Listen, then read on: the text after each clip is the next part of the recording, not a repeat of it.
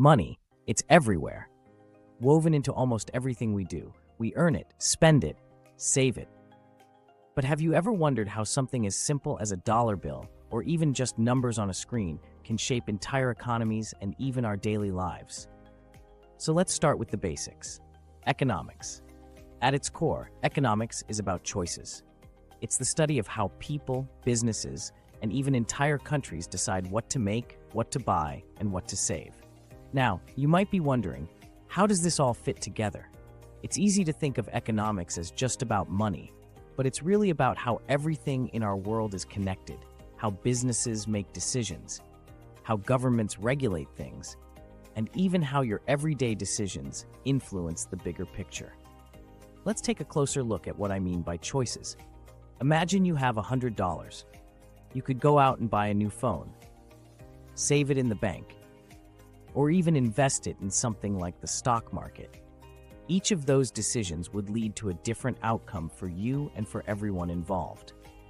You might get the new phone, but if the company that made it sold a lot of phones, their stock might rise too. It's all connected.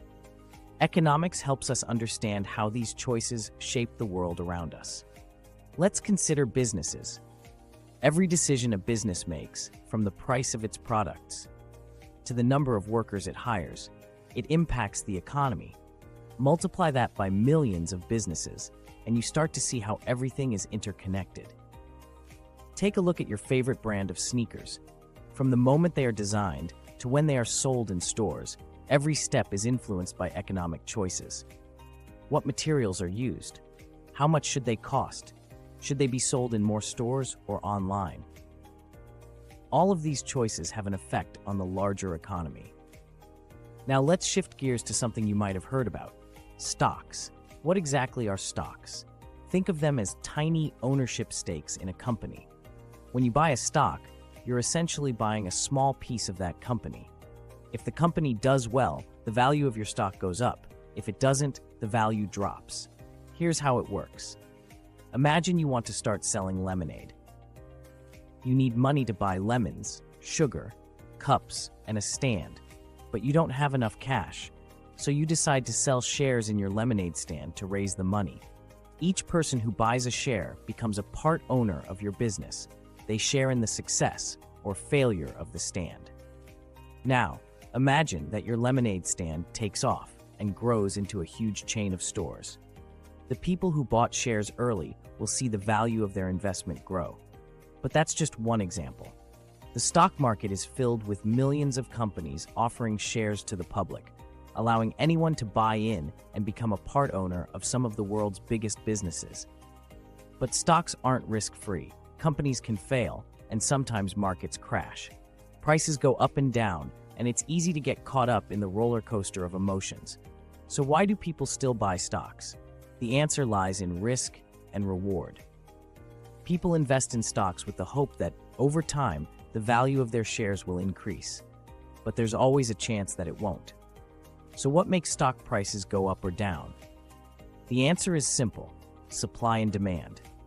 In the stock market, prices are determined by how many people want to buy shares of a company versus how many people are selling. Let's take a quick example. Imagine there's a company selling shares of its stock at $50 per share. If people hear good news about the company, say they release a new product that's a huge hit, the demand for shares goes up. More people want to buy in. As demand increases, the price rises, and now the shares might be worth $55 or $60. On the flip side, if bad news comes out, maybe the company's new product doesn't sell as well as expected, investors might start selling their shares. If everyone tries to sell at the same time, the supply of shares increases and the price starts to fall.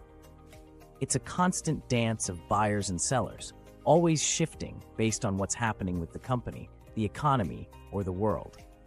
But there's more to stock prices than just supply and demand. The stock market is influenced by broader economic factors.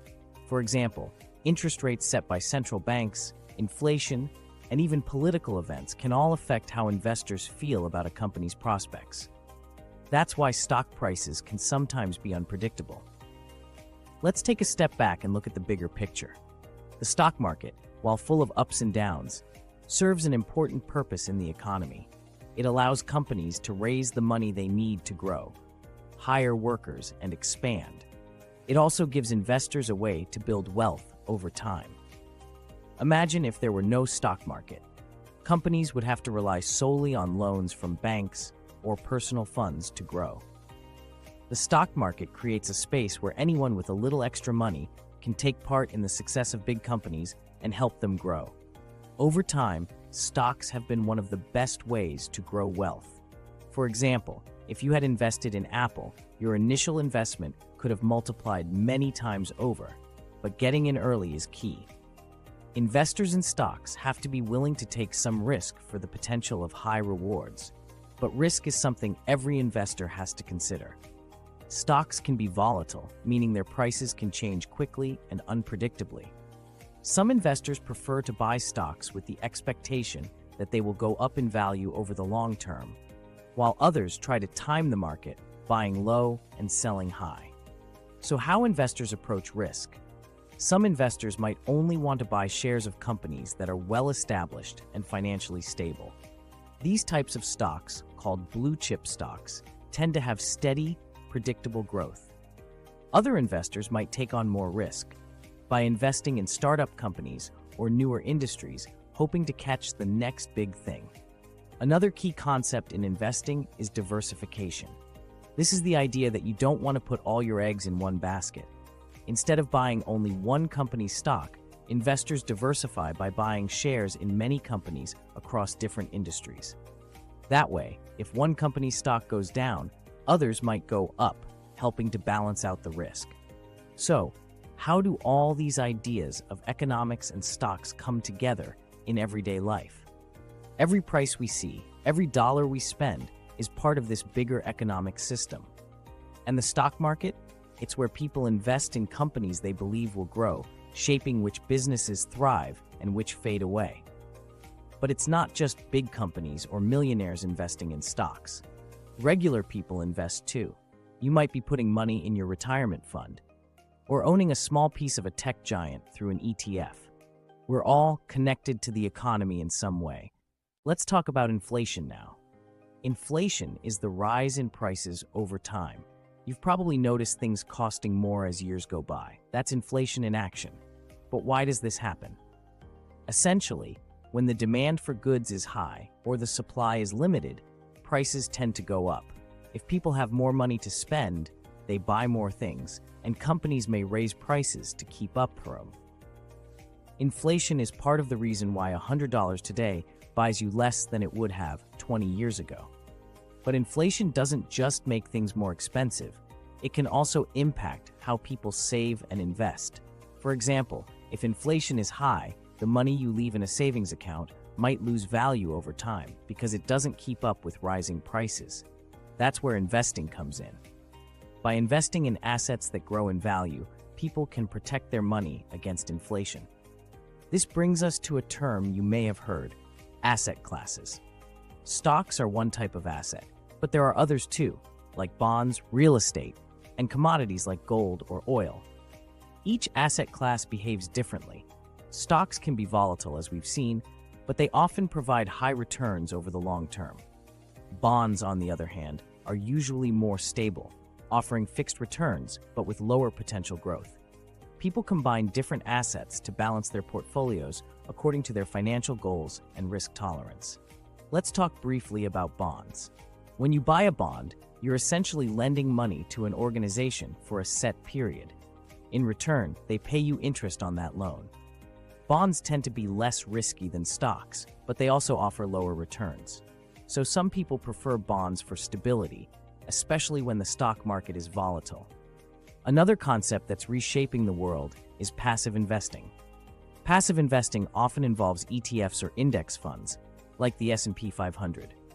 Instead of buying individual stocks, investors buy into a collection that reflects the overall market.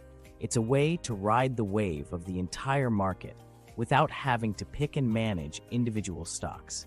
So why does all this matter to the average person? Well, because understanding these terms and concepts helps us navigate the financial landscape. It explains why we pay attention to interest rates, why we care about inflation, and how we can plan for the future through smart investing. Economics and stocks can seem complex, but as we've explored today, they're deeply woven into everything around us. They influence our job markets, our prices, and even the value of our retirement funds. Staying informed about these basics doesn't just help us understand the news, it helps us make smarter decisions. Whether it's budgeting, saving, or investing, understanding these fundamentals gives us a toolkit to build the future we want. Thanks for sticking around to explore even more about economics and stocks. If you enjoyed this dive, make sure to like, subscribe, and if you're ready for the next step, check out the video linked in the description. Remember, stay curious.